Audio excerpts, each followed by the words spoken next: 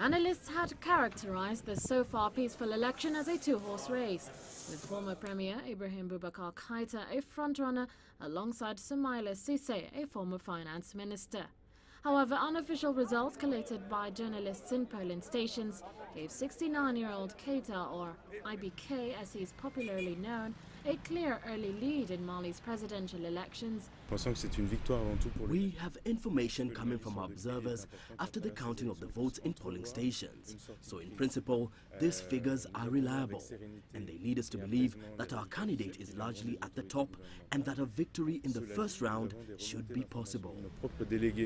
However, Cissé insists this is not the end of the road for him. The second round is something that is inevitable, taking into account everything that we have in terms of figures and taking into account what we know about the situation in Mali.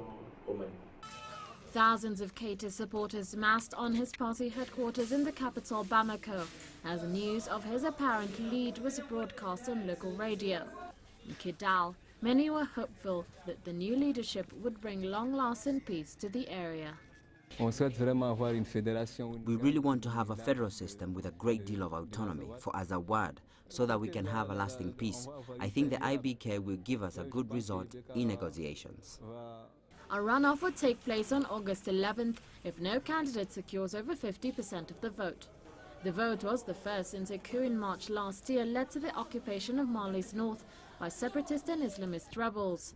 French forces intervened in January to defeat the Al-Qaeda-linked fighters, whose threats to disrupt the election did not materialize.